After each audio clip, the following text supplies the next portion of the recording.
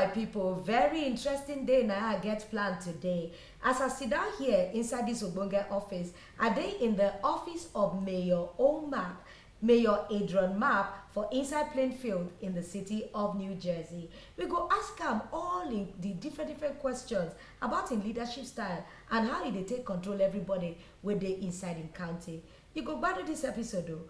If you never subscribe, you need to subscribe to Non-Field Flakes because now there you go catch all the Obonge content what will they bring to you. Welcome.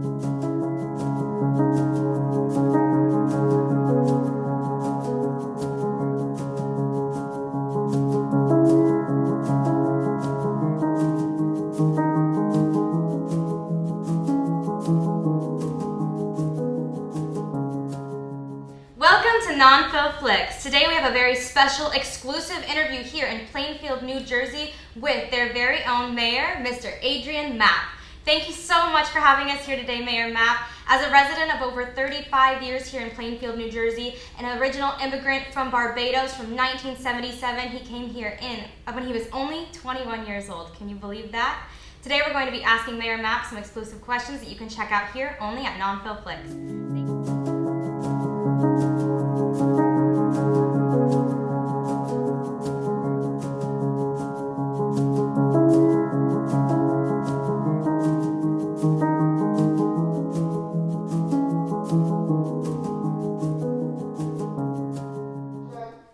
Welcome everyone at Non-Field Flicks. Today we have an exclusive interview for you, so I hope you're tuned in.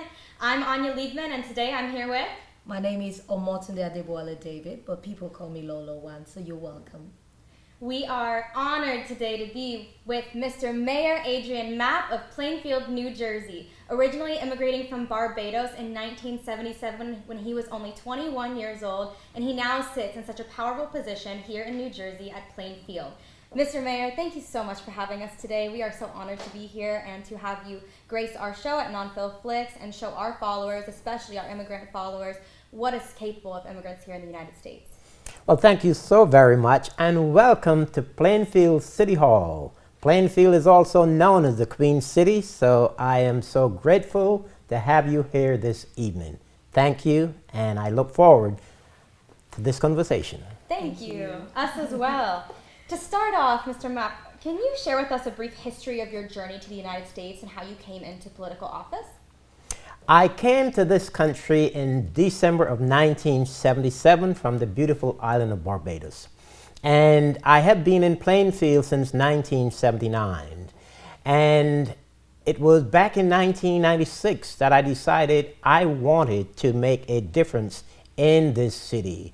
I wasn't happy with the things that were happening in the city at the time, and so I decided that it was time for me to make my entry into public service, and as a result I ran for the Plainfield City Council for the first time in 1996, and subsequently I ran a few more times and was elected and re-elected, and I went on to become a county commissioner serving at the county level of government before I returned to serve again on the Plainfield City Council before being elected to the office of mayor.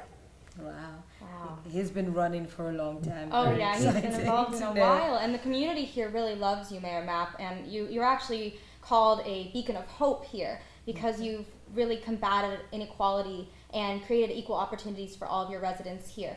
But I think for a fun question, I want to ask you, what does it look like day to day to be a mayor of a city such as here in New Jersey? Well, I would say that as mayor of this city, I am always in the community. I am always looking out for the people who have given me the opportunity to serve the city that I love so much and that I call home.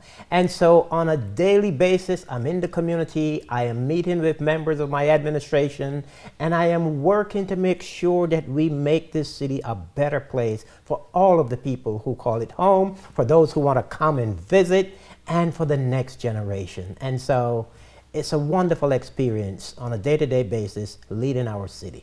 Absolutely, and I understand that you have founded, what is it here, the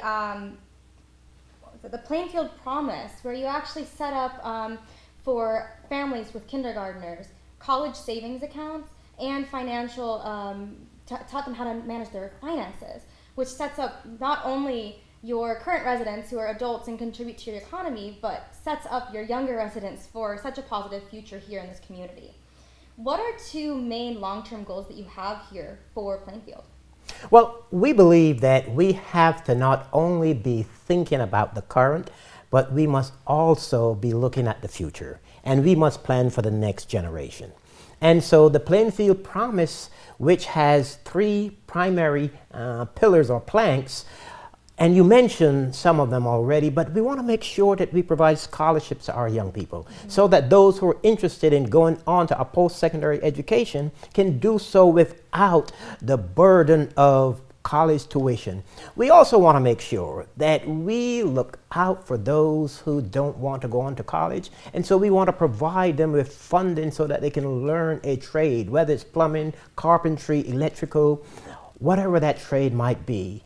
And thirdly, we want to make sure that we provide savings accounts for students entering the first grade so that financial literacy can be embedded in them from a very early age, because we know that when kids are exposed to financial literacy at an early age, they do better in school. But generally speaking, I want to see Plainfield as a place where people would feel so comfortable living here and coming here, investing in our city. And so I want to make this home to those who want to enjoy the Plainfield experience. But I want to make it a city that people would want to come here. And the legacy that I want to leave is one of opportunities, one where people from all cultures would want to come here and experience the beauty of Plainfield. That's amazing. And how beautiful is that to have a mayor who's not only interested in your residents' futures and your current economic status, but to also say, I want all of my residents to feel like this is the home that you've been here for over 35 years, almost 40 years now, right? Yes, I've actually been here in Plainfield since 1979. Amazing. And so I've been here for a long time. So you've seen it. You've seen what it's gone through. You've seen what it's come to, and you want to share what is home to you with everyone here, which is beautiful. And you don't hear that so often from a political standpoint when politicians talk about wanting to share their home with other people. I think that's lovely. While you're working on these aspects that you just touched on, what are some challenges that you face working on these obstacles? Well, of course, you know, the challenges that we face are the same kinds of challenges that we see across the state of New Jersey and across the country, you know, for that matter. With ever rising property taxes, people are always concerned about that. And so we find that to be a challenge. But since I came into office, we have done some things to make sure that we stabilize property taxes and that we do right by our residents. And so I have embarked on a rebranding and marketing campaign to position the city as a place for investors to come, and the confidence that we've been able to create has led investors to come to our city. And so taxes is a challenge, but because of over $1 billion in investments that we have right now, we are able to really hold the lid on taxes. And as a matter of fact, this year, for the second year in a row, we're going to be introducing a no tax increase budget because we know people are hurting and they need assistance. Especially during this pandemic, absolutely. And you did actually receive that Smart Growth Award in 2015 for a transformative Netherwood transit-oriented development plan, which invited new quality, high-quality retail, housing, and that really boosted your economy here. So that's really commendable, that you just see how can I improve my economy here without hurting my residents, because a lot of times you have to take to give, right? So since you have, I want to ask you, I know that you're a public accountant and a municipal finance specialist. How does that assist in your work being the mayor? Oh, it's been a tremendous help. I am one of maybe less than a handful of mayors across the state of New Jersey who, you know, I have a financial background that has assisted me greatly. I understand the budget process.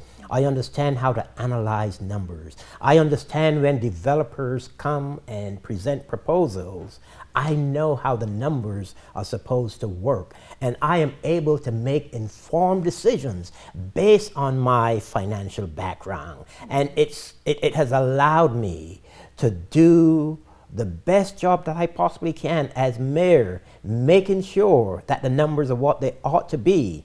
And so that financial background has been a tremendous assistance to me in helping to get the best possible deals out of these investors when they come to the city. I make sure the numbers make sense. Right. And so it's been a great help. To be a businessman and have that history is such a huge help, especially with those investments.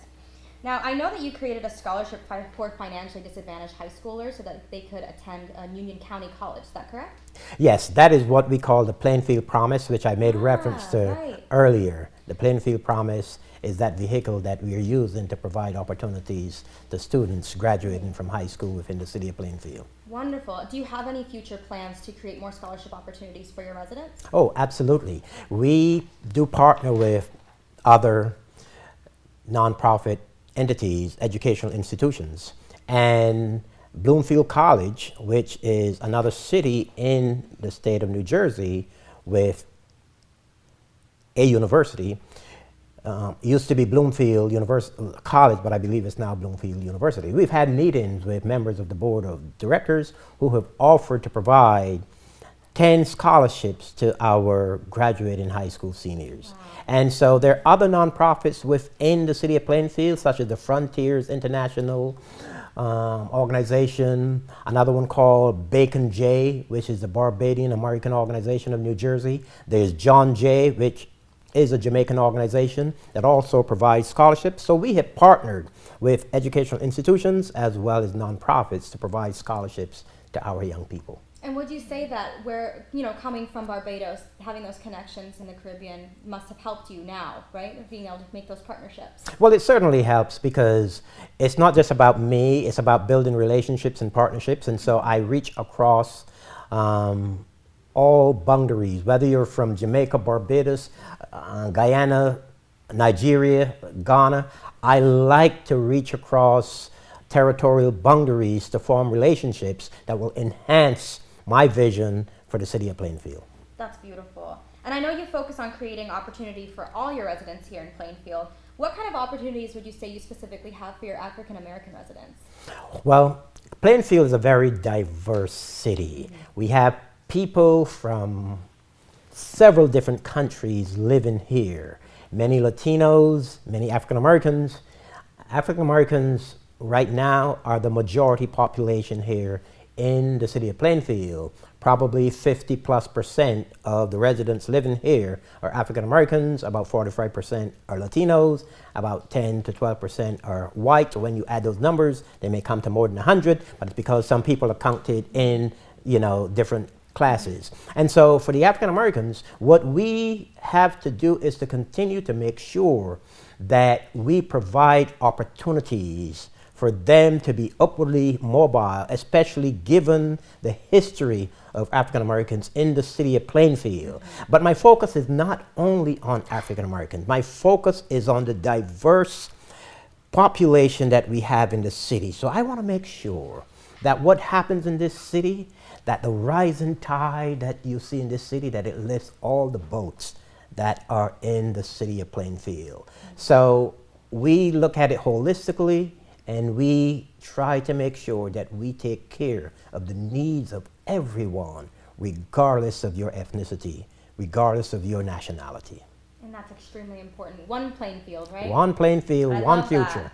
Now, actually, over 60% of Plainfield's population is of African American descent, but as the mayor referenced, that's not the only percentage of the population that we have here. There's also a large Latino population, white population, even Hawaiians here in Plainfield, so it's very diverse here. What do you do to ensure equal opportunity for your residents and to combat racial bias?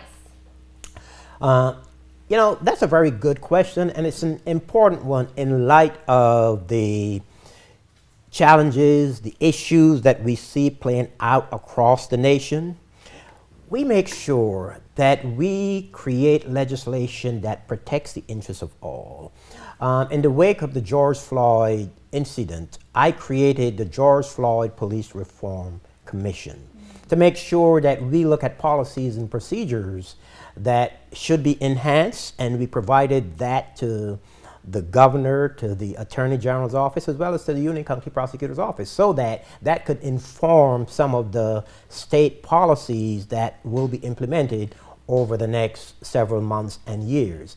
But by and large, we make sure that opportunities at every level are provided to all of our people, and to make sure that we work closely with our police department on community policing strategies, so that the police and the community are one, and that we don't have the kinds of issues that we see playing out across the nation here in the city of Plainfield. And we do that by education, by making sure that we bring the police and the community together, by making sure that we lead by examples, and that we put policies and procedures in place that will protect every person who lives in Plainfield or who comes to Plainfield. So equality is something that's extremely important, but even more important than equality is equity. Because you don't give the same thing to every person. You give according to his or her needs. And so equity is something that we focus on, not only equality. Absolutely. That's very well said. Now, I actually read that the crime rate in Plainfield has dramatically decreased over the years that you've been in office. Even from 2017 to 2018, there was a 37% decrease in the crime rate here in Plainfield, which is, I mean, larger numbers than you'll see probably across the nation. Do you believe that this reform that you've put into place has contributed greatly to that, or is there any other initiatives that you have taken to make such a large decrease in the crime rate here? Well, it's because of the policies that we have put in place. It's because of how we have looked at the community and how we have brought everyone together. But it's the hiring of additional police officers. It's beautifying the city and lighting up the city, putting light in places where there was darkness. But I'm very proud of my record of accomplishment as it relates to crime. You talked about those percentages, but when I took office in 2014, we were in a bad place. And as a result of my leadership, as a result of my surrounding myself with a team of people who knows what needs to be done and who know how to get it done, I think that's critically important. It's just not me that's doing this, but because of the cooperative work and effort of so many different people, we have driven violent crime down since I took office by 50%, and nonviolent crime by 45%. So our city is very safe. It is the reason why you have people moving in from our neighboring towns, such as Westfield and Cranford and Scotch Plains, and people moving in from New York. We have been listed as in the top 10 of cities where property values are rising the fastest. And we currently don't have houses to sell. There's no inventory because people love our city, they know it's safe, and they're coming here to be a part of the experience. That's amazing. And actually, speaking of people moving into Plainfield, what advice could you give to immigrants in the U.S. moving into Plainfield? I would advise every immigrant who I am able to reach, I will let them know that this is still a nation of immigrants, and that there are opportunities here for everyone. But the opportunities are not just handed unto you, but there are resources that are provided to immigrants that allow them to be a part of the American dream. But hard work is so critically important. Education is so important. When I came to this country, and I realized that there were opportunities that abound, and that there were colleges and universities on about every block, I realized that there is a way that I could lift myself up if I took advantage of those opportunities. So I would encourage every immigrant to work hard, sacrifice, and embrace the opportunities that you're given. That's great advice. Now, Mayor Mapp is ending his second term, his 8th year, second term as mayor here in Plainfield. So, assuming you don't stay in office longer, which you absolutely could, the people here love you, so I see no issues there. What would you like to see in Plainfield if you do leave office? Well, at some point I will leave office because I have higher aspirations, either to be in the State House or to be in Washington, D.C. as a member of Congress. So those are some of my aspirations. But I want to leave a legacy for the next generation. I want them to live in a city where there are more opportunities. I want them to live in a city where people on the outside are looking in and recognizing that this is a wonderful place. I want them to live in a city where the infrastructure is in place to improve and enhance their quality of life. At the end of the day, it's about a person's quality of life. And so I want to make sure that when I leave office as mayor, and I intend to be successful in my re-election bid in this coming June primary, but I want to leave a city that is so much better than when I came into office. And I know that the city is in a much better place than it was 8 years ago. That's amazing. I love that. And Mayor Mapp, just to cap off my questions that I have for you today, do you think you could share a little bit more about your future political plans with our audience here at Non-Fil-Flix? Well, I do intend to seek higher elective office.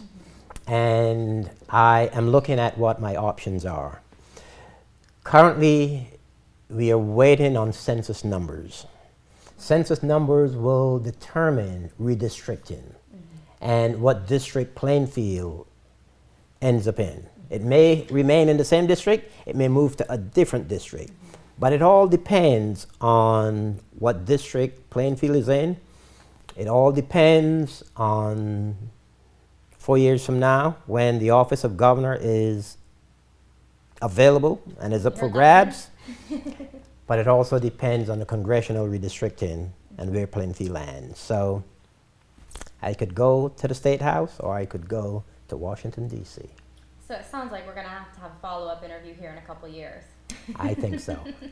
Thank you so much, Mayor Mapp. Now, I believe our guest here from Nigeria, Ms. Lola One, would like to ask you a few questions for our viewers back in her home state. Thank you very much, Mayor Mapp. I'm just so taken by all your leadership qualities and the things you're doing here in Plainfield.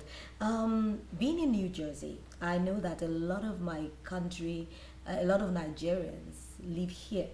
I just want to know, have you had any significant interactions with that minority from Nigeria here in Plainfield? Yes, I've had a number of interactions with Nigerians living here in Plainfield. There is one who served on the city council for a short period of time. His name is Charles Iki, and there are others who I have interacted with over the years. And so we do respect greatly our African brothers and sisters. And let me take this opportunity to say hello to my Nigerian brothers and sisters at home on the continent of Africa. But yes, we do interact greatly with the Nigerians that live in this city, and we welcome them here as a part of this diaspora, as a part of this melting pot here in the United States, and also as a part of what I prefer, the salad bowl, because I want there to be one, but at the same time, I want to see those strands of culture and ethnic cuisines and the different things that make this such a wonderful place to live and to call home. You know, I loved when you said cuisine. I'm like, okay, yeah. I know that you do have, you know, like communities, festivals where everybody comes together. So I want to know, have you ever like tried anything from Nigeria? What do you know about the country? Do you know anything about the food? Do you know anything about the fashion? What do you know about the country? I can't tell you the names of Nigerian foods, but I have attended Nigerian events in the past where there were 400 or 500 people in attendance, and I ate Nigerian food. I also we haven't seen them in a number of years, but we had a couple of friends. His name was Animashan, Ola and Lenny. Okay. And they made, we would go there and we would shop for African clothes. Ah. And we have bought a lot of African outfits from Ola and Lenny and Wow. Mashan. I'm super excited. That means you probably have worn what I have on, like what we call the Ankara. I have a good collection. Oh my, way to go, Mayor. That's so interesting to know. And for that food thing, I'm going to tell you, there's been this ongoing battle between Nigeria and Ghana regarding what we call jollof rice. It's such a battle. I love jollof rice. You know? I love jollof I'm rice. super excited about that. Maybe the next time I come, I'll just tell you that, okay, we would invite you to dinner and we'll cook jollof rice. Love it. Awesome. Now I know that you're like a native of Barbados. So what kind of relationship do you still have with your home country? I stay in touch with my place of birth, the beautiful island of Barbados. And ever so often, I am interviewed by a journalist. I am asked to make comments on the different things that are happening back in Barbados. We try to visit every 2 years or thereabout. We had planned a trip last year for Christmas where we were taking down about 20 people. And of course, you know what happened. COVID interrupted that. And so we weren't able to make that trip.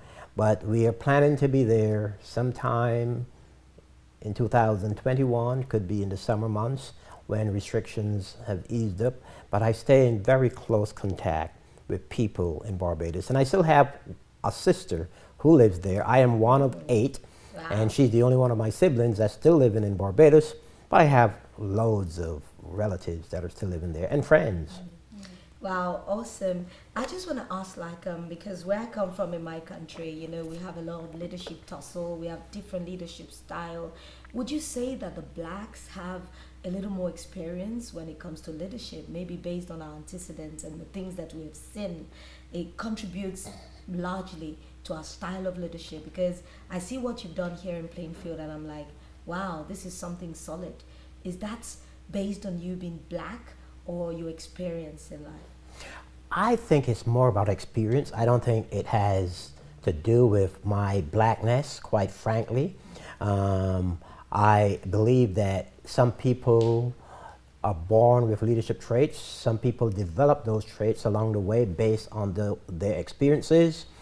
My experiences as a kid growing up in Barbados from a single parent household, without a father in the household, those experiences that I have endured in my very early years, you know, as a little kid, helped to shape me and inform me and instill in me the passion for public service, and has allowed me to pursue justice and equality and to fight against, you know, the tremendous injustices that exist in this country and in other places. And it has helped me to develop a participatory style of leadership where I involve the people that are around me.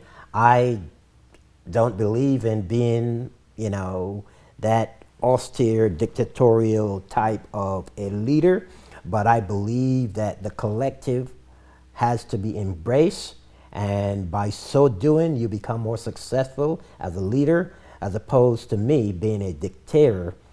I think that I would fall out of favor with the people if I were to adopt that style. So I think it's my experiences as a young boy, young man, growing up in Barbados, that those experiences shaped me into becoming who I am and helped me to develop the kind of leadership style that I exhibit as mayor of the city of Plainfield. Thank you very much for that. I want to ask, like, in Nigeria, we welcome, you know, people from all over the world that we see in leadership. Maybe from our own style of governance, we have like local government level, we have the governor of the states before we get to the president.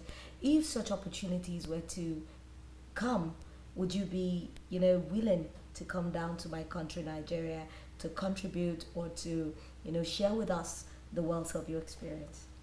Absolutely. If the opportunity is presented to me to visit Nigeria, which the continent of Africa gave birth to me, I say that because it's my ancestral home. I came through the space and time on the island of Barbados, but deep within me are those genes of my ancestors who were brought here in the bowels of slave ships to the Americas. And so I have in me a burning desire to go to Africa, whether it's Nigeria or any of the other countries on the continent, to help to make a difference and to have conversations and to be involved at some level in helping to impart in the youngsters in particular, but people in general, some of what I have and the experiences that I have gained, through my journey in this space and time. But Africa is at the foundation of who I am. And so I would welcome and embrace an opportunity to come to Nigeria. Awesome. And I was almost going to start to dance, from Nigeria. But before I go, I'm going to have to make you do this, because if I get back home and I didn't make you speak a word of pidgin, nobody is going to forgive me. So I'm going to say hi to you my way, and I'm going to teach you how to respond. So if I say, how you doing? That's like, I'll say, how you day, Oga, may your map. So you say, I day, o lolo. So we're going to rehearse that. So I'm just saying, how you doing, may your map. So in pidgin, we'll say, how you day, Oga, may your map. You say, I day, o lolo. Can you try that, Mayor? Adeo Lola. Oh, God. So we're going to do it for the camera like we didn't rehearse it. So we can do it. I'm going to say, I'll come your map. How you doing now? Adeo Lola. I think that caps it for me. Thank you so much, Mayor Mapp, for having us in your office. I've gained immensely from everything that you've taught us. Every young person that I know need to begin to align themselves to the things that made you. So that means you should be, documenting everything that you're doing, your style, because we would want to read, we would want to learn of everything that has made you what you are today. Thank you very much, sir. Well, you are welcome, and thank you, and I would love to have a follow-up conversation so we can go into more of who I am and why I enjoy what I do so much, and the passion that I have for the work that I do. Thank you very much, Mayor Yes, Mapp. thank you so much, Mayor Mapp.